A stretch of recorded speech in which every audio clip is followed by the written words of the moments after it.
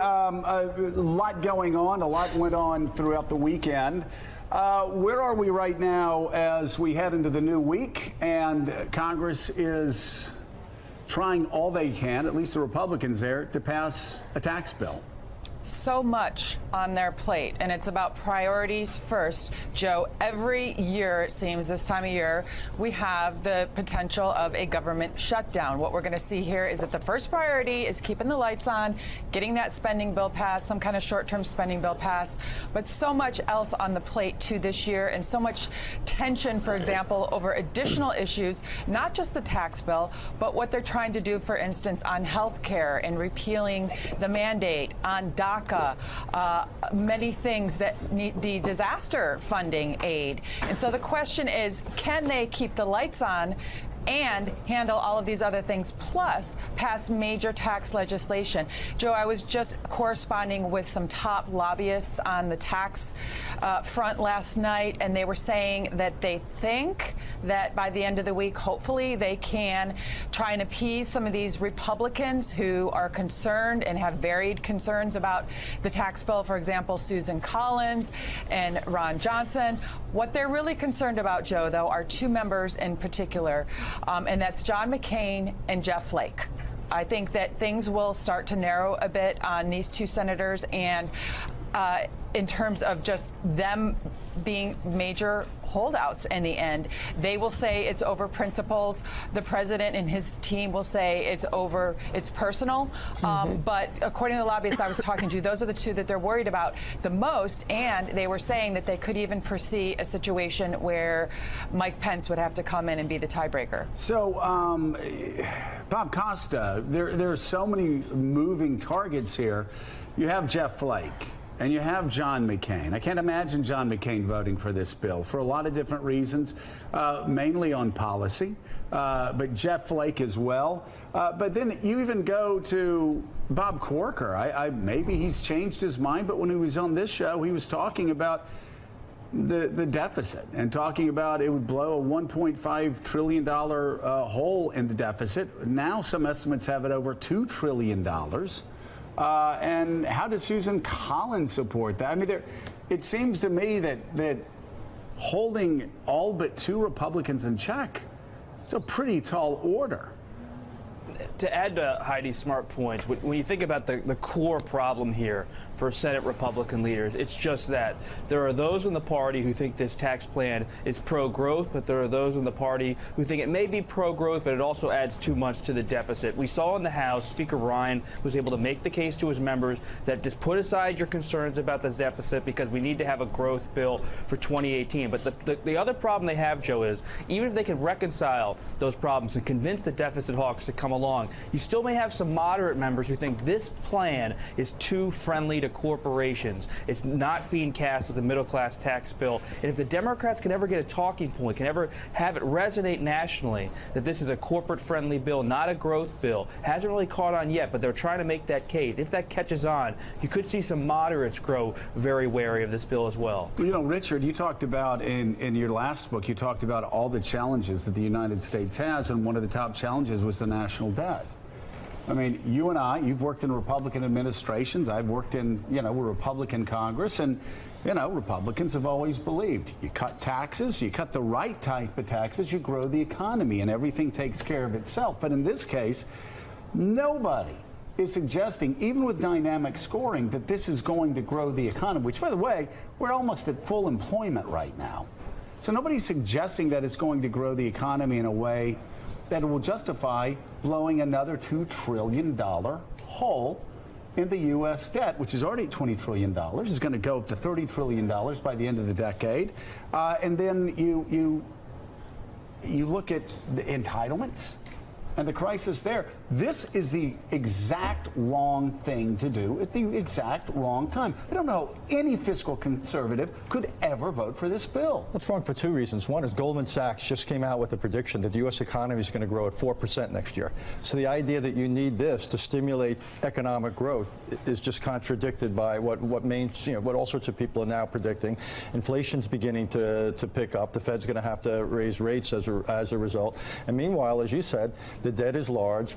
as the interest on the debt grows, as rates go up, by the way, so you're not just going to have the debt go up, but you're going to have interest on it going up. It's going to cost us more and more. It's going to crowd out virtually every other form of spending. It's going to hurt defense. It's going to hurt investment in our domestic and economic future. It just makes no sense. Plus, it leaves us more vulnerable to the vagaries of international markets and those who hold their debt. Having to borrow from the Chinese, and the Japanese. Having to borrow from the Japanese, having to borrow from the Saudis. It's so reckless. But these are interesting policy points, and I know about you have a long-standing view about the debts and deficits, and sometimes those are things are politically salient and sometimes not. I want to go to what Bob Costa was saying and ask Josh Earnest this question, which is, this bill is not middle-class friendly. Just on the distribution tables, just the facts of it are, it is weighted towards rich people and corporations. It does not help the middle class. So why can't Democrats, Bob said, well, if Democrats can ever find a talking point, this is your party, why can't Democrats find a talking point when the facts are clear? It is pro-corporate and pro-rich people, not pro-middle class. Why can't Democrats just make that argument? They haven't successfully made that argument yet. That's exactly right. And one of the things that Republicans have tried to do on Capitol Hill is to hide the ball a little bit here. They keep tweaking the bill and changing the bill. They're doing that to try to cobble together a coalition to pass the bill. But what it does, it also makes it a bill that's very hard to attack. And that is the challenge that is facing Democrats right now. But this is the chief vulnerability of this proposal. That, look, there was nobody who showed up at a Donald Trump rally last year who was chanting "cut corporate taxes, cut corporate taxes." And it is obvious on its face that this is something that benefits corporations and wealthy people and people who are prepared to inherit multi-million-dollar estates from their parents. But if you actually work for a living, if you have to punch a clock, you are not going to benefit from this bill. In some cases, you're actually going to pay higher taxes. And Nick, I'm so glad you're here, because you have not been on since the last Star Wars trailer, which suggests that Luke. Don't spoil it for me. That just suggests Did you know that Alabama lost? that Luke is sort of in the middle. It's sort of ambiguous.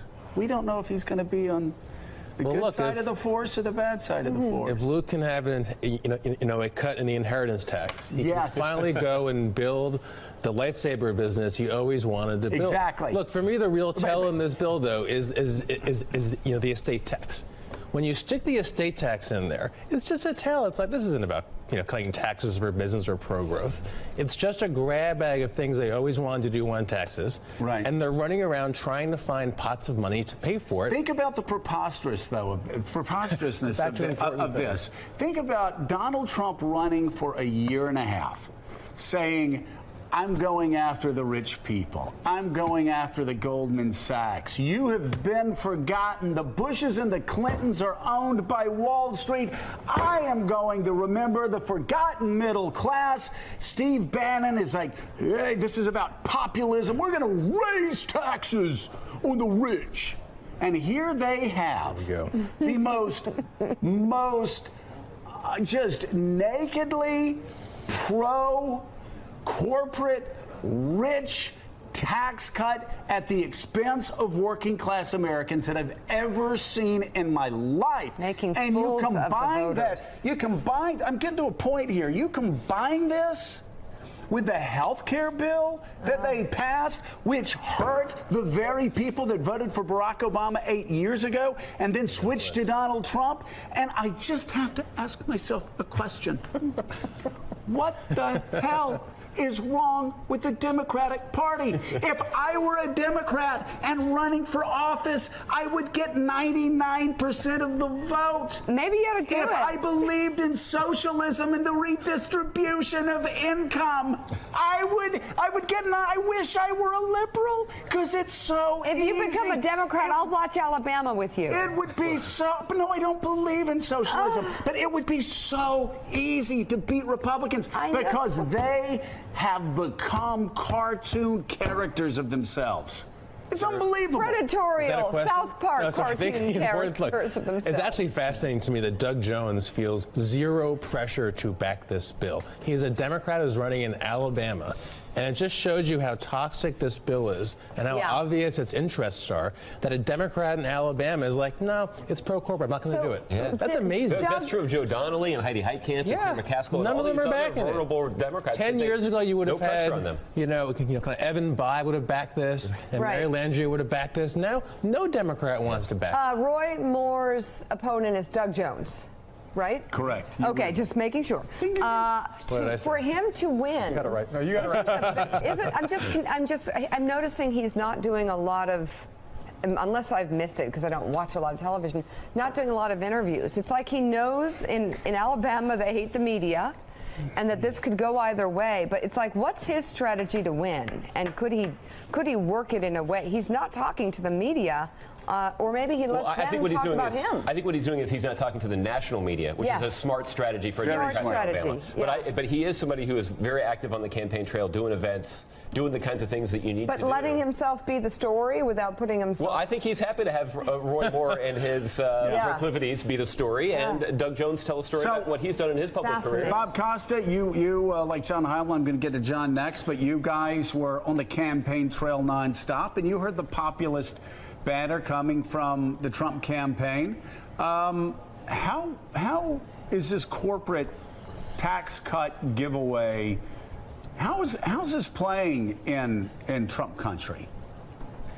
Consultants and strategists I'm talking to aren't really sure, Joe, because they look at what happened in the Virginia gubernatorial race in the 2017 elections, and they wonder, when suburban voters flip, is it because of policies like the health care bill? Is it because of the tax bill? Is it because of policy? Or is it because of President Trump's temperament and the tweets and the cultural chaos? And they wonder, if it's because of the policies, then maybe this tax plan is a huge mistake going into the 2018 midterms. But at the same time, they do believe, the mainstream Republicans on Capitol Hill, that they have to have something to run on besides Gorsuch, Justice Gorsuch in 2018. So there's this real division. If it's because of temperament, though, they think that they're fine, that this will revive the Republican coalition a little bit, but they're not really sure. Hey, John Heilman, I'll ask you the same thing. It was such a populist. It was such a populist campaign. The Clintons are owned by Wall Street. The Bushes are owned by Wall Street.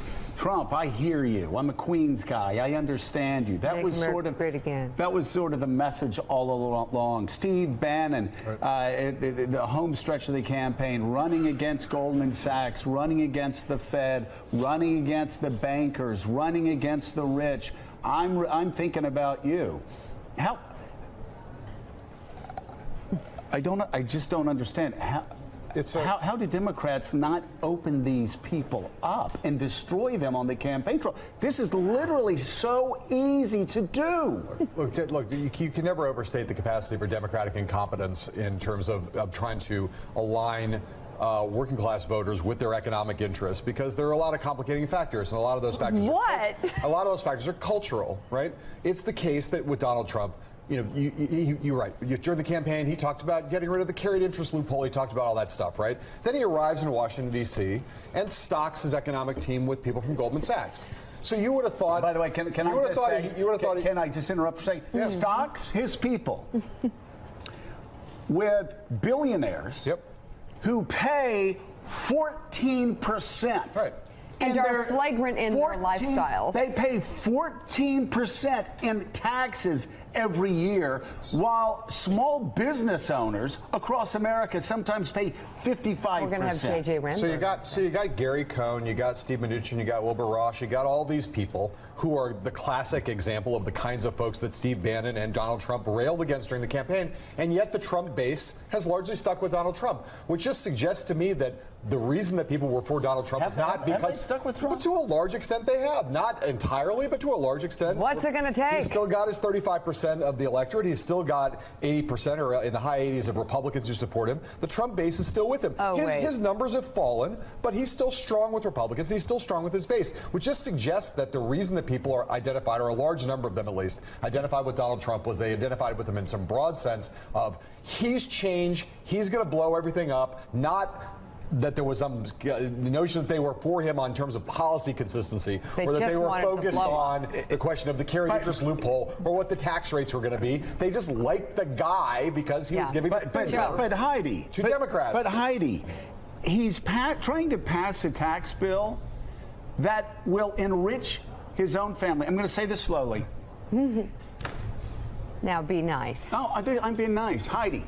Yeah. Donald Trump is trying to pass a tax bill that reportedly will make his own family $1 billion.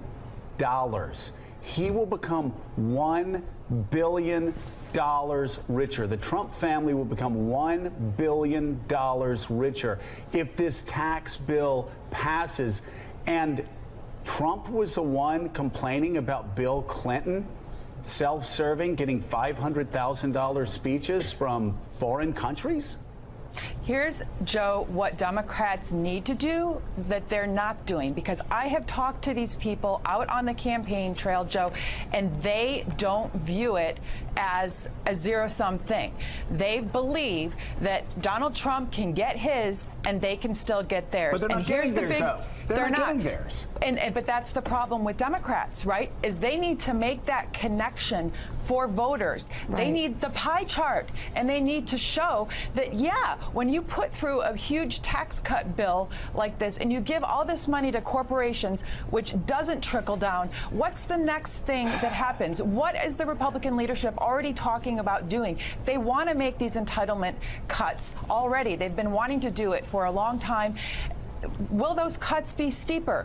What's going to happen? You're going to get, maybe they say for people making $25,000 and less, you get a $50 back in your wallet. Well, then what gets taken away from you on the other side of the ledger in terms of your health care? What do those entitlement cuts look like? Are they going to cut programs at your school for your kids? Are they going to renew these programs, for example, on education and what's going to happen to our infrastructure? Democrats need to do a better job of making that connection instead of just focusing on what Donald Trump gets. They need to focus on what gets taken away from everybody else. You know, Josh, who made a great point of this, Claire McCaskill in the committee said, oh, yeah, okay, great. You're going to give them $50 back.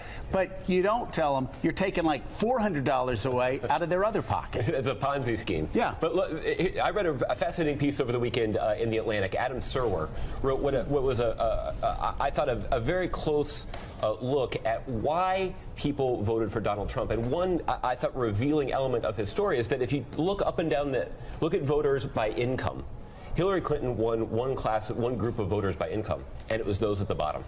So from that standpoint, Democrats have made a successful case on an economic basis about what Democratic policies will do. I think, Joe, but to answer your question directly about how you would go out and get 99% in some of these congressional districts, the fact is people aren't voting on this issue right now.